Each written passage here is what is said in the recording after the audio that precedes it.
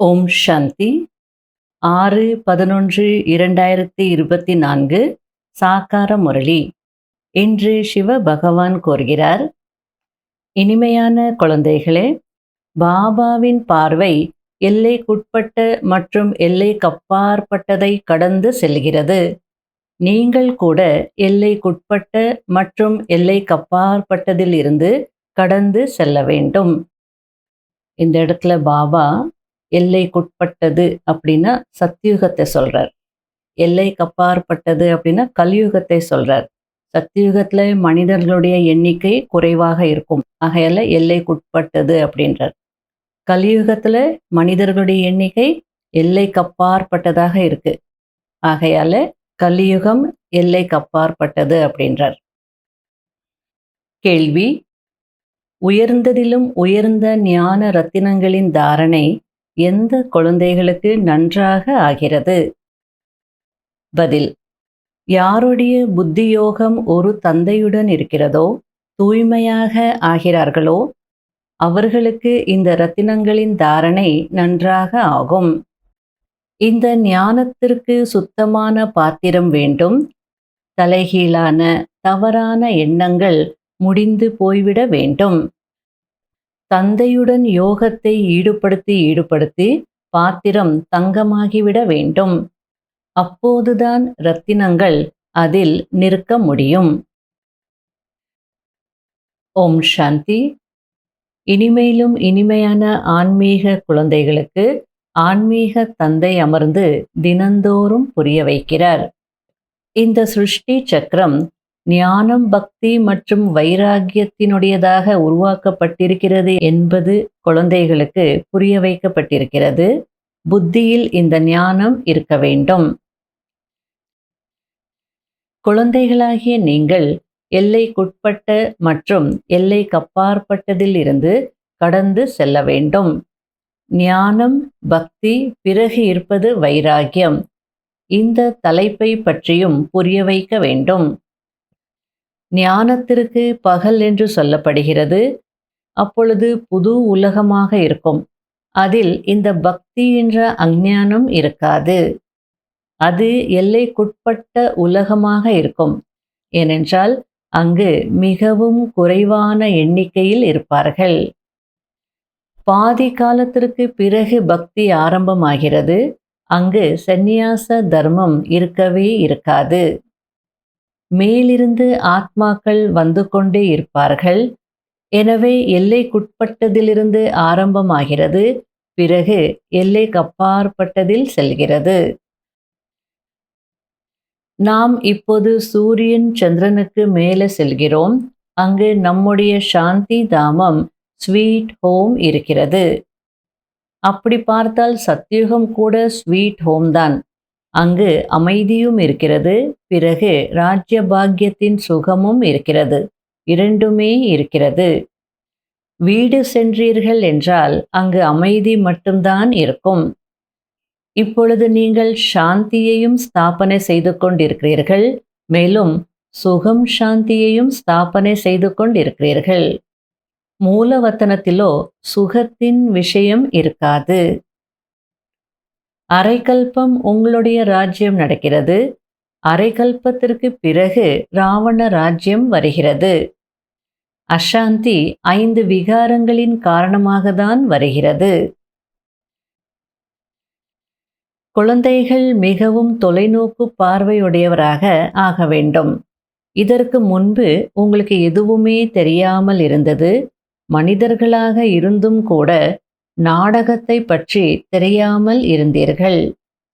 அனைவரையும் விட பெரியவர் யார் என்பதை இப்பொழுது நீங்கள் புரிந்திருக்கிறீர்கள். உயர்ந்ததிலும் உயர்ந்தவர் பகவான். இந்த மனித சிருஷ்டி என்ற கல்ப விருட்சத்தின் ஆயுள் முற்றிலுமே அக்யூரேட்டாக இருக்கிறது. 5000 வருடங்களில் ஒரு நொடி கூட வித்தியாசம் ஏற்பட முடியாது. ட்ராமா அப்படின்னாலே ஒன்று அக்யூரேட்டாக இருக்கும், நன்மை செய்யக்கூடியதாக இருக்குது. 3வது ரிப்பீட் ஆகக்கூடியது.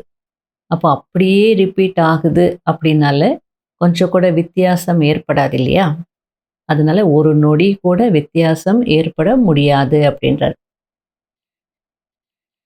குழந்தைகளாகிய உங்களுடைய புத்தியில் இப்பொழுது எவ்வளவு ஞானம் இருக்கிறது? யார் மிகவும் உறுதியாக இருக்கிறார்களோ அவர்களுடைய புத்தியில் இருக்கும். அதாவது யார் ஒரே நம்பிக்கை, ஒரே பலம் அப்படின்னு இருப்பாங்களோ, கண்டிப்பா அவங்க உறுதியாக இருப்பாங்க. அப்ப அவங்க புத்தியில பாபா சொல்ற ஞானம் இருக்கும். வேற எந்த சந்தேகங்களோ, குழப்பங்களோ எதுவுமே இருக்காது. தூய்மையாக இருக்க வேண்டும். அப்பொழுது உறுதியானவர்களாக ஆக முடியும்.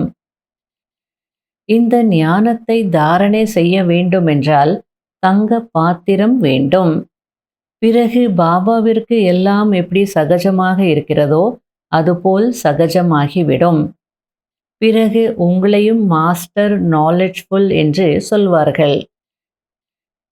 அதாவது ஒரு பக்கம் பாபா எல்லாமே சகஜம் அப்படின்றார், சகஜராஜ யோகம் அப்படின்றார். இன்னொரு பக்கம் டிஃபிகல்ட்டி இருக்கு அப்படின்றார், கடினமாகவும் இருக்கு அப்படின்றார். ஏன் கடினமாகிறது? தூய்மை ஆகிறது இல்லை, தாரணை செய்யறது இல்லை, அதனால கஷ்டமாகிறது. புத்தி சுத்த தங்கமாக இருந்ததுன்னா அதில் ஞானம் நிற்கும், நல்லா புரிஞ்சுக்க முடியும், கடைப்பிடிக்க முடியும், எல்லாமே ஈஸியாக இருக்கும். ஆகையால பாபா என்ன சொல்ல வர்றார் அப்படின்னா, டிஃபிகல்ட்டாக இருக்கலாம், ஆனால் இம்பாசிபிள் எதுவுமே இல்லை, முடியாது அப்படின்னு எதுவுமே இல்லை. எனக்கு ஏன் டிஃபிகல்ட்டாக இருக்குது, கடினமாக இருக்குன்னு பார்த்து உங்கள் திறமைகளை நீங்கள் வளர்த்துட்டீங்க அப்படின்னா எல்லாமே நீங்கள் செய்ய முடியும். அப்போ நீங்களும் நாலெட்ஜ்ஃபுல் ஆகலாம் அப்படின்றார். எப்படி பாபாவுக்கு எல்லாம் ஈஸியாக இருக்கோ அதுபோல் உங்களுக்கும் எல்லாமே ஈஸியாயிடும். இது மிகவும் எளிதான விஷயங்கள், எந்த ஒரு கஷ்டமும் இல்லை. ஆனால் குழந்தைகளுக்கு தாரணை ஆகுவதில்லை. அதற்கு நினைவு யாத்திரை வேண்டும். அப்பொழுதுதான் தூய்மையான பாத்திரத்தில் ரத்தினங்கள் நிலைக்க முடியும். இது உயர்ந்ததிலும் உயர்ந்த ரத்தினங்கள் ஆகும். பிரம்மா பாபாவோ வைர வியாபாரியாக இருந்தார்.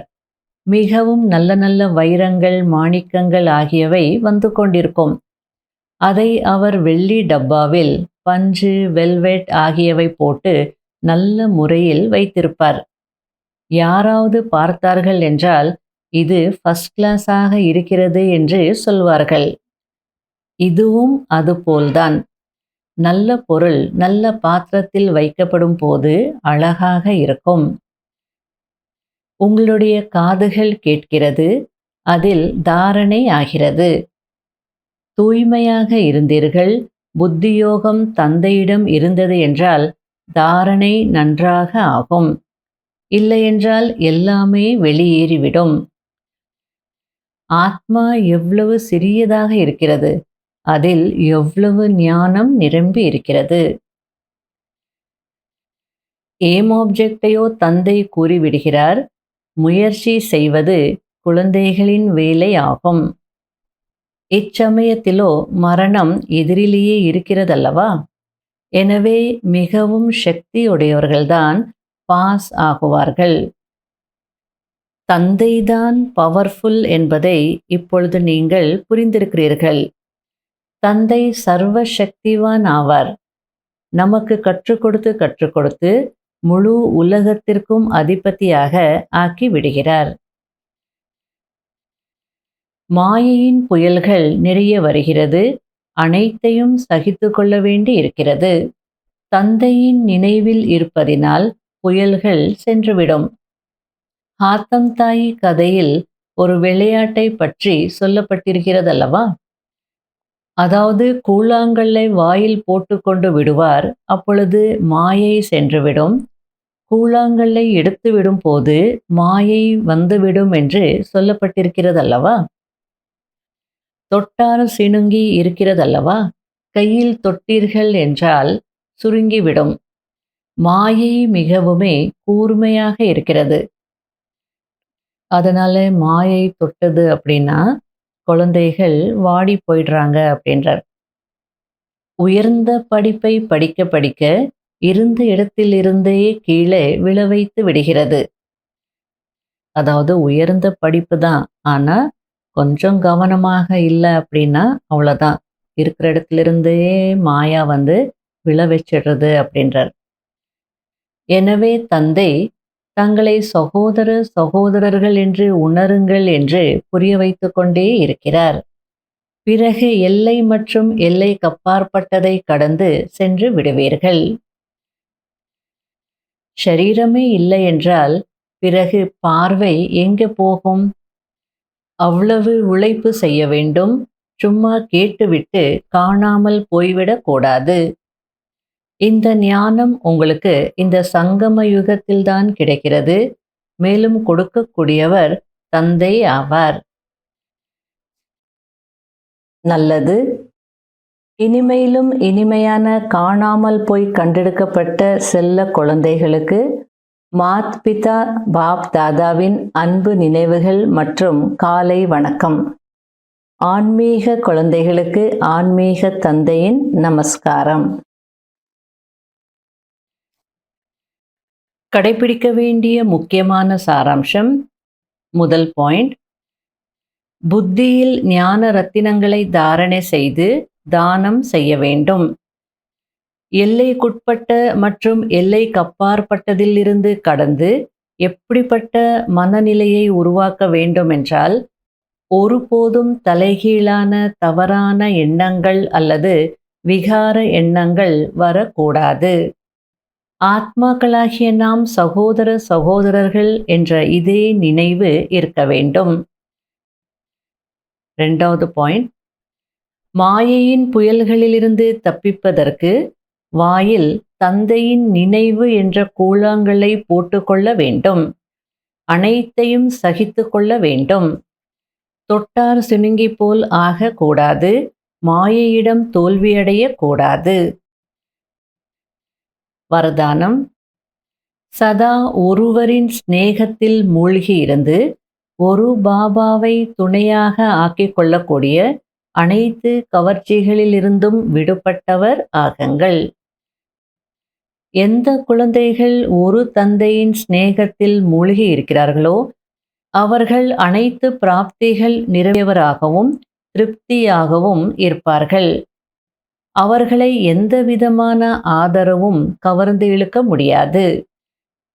அவர்களுக்கு சகஜமாகவே ஒரு பாபாவை தவிர வேறு யாரும் இல்லை என்ற அனுபவம் இருந்து கொண்டே இருக்கும். அவர்களுக்கு ஒரு பாபா மட்டும்தான் உலகம். ஒரு பாபா மூலம்தான் அனைத்து சம்பந்தங்களின் சுவை அனுபவமாகும். அவர்களுக்கு சர்வ பிராப்திகளின் ஆதாரம் ஒரு பாபா மட்டுமே தவிர எந்த ஒரு வைபவமோ சாதனமோ அல்ல.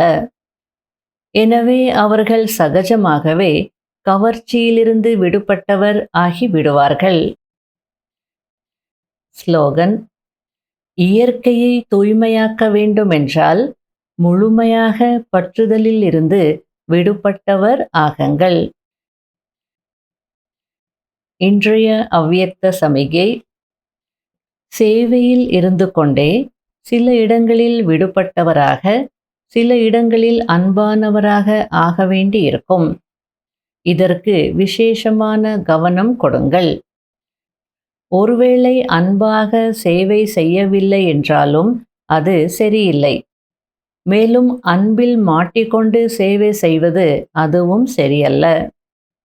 அன்பாக சேவை செய்யுங்கள், ஆனால் விடுபட்ட நிலையில் இருந்து செய்யுங்கள்.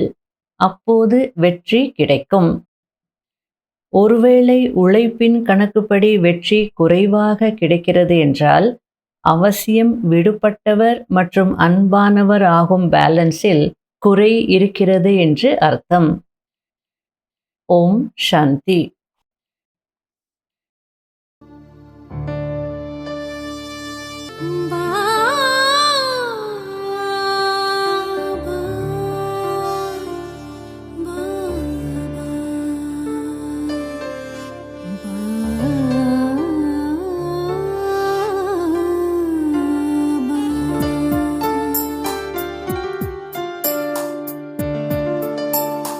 மனது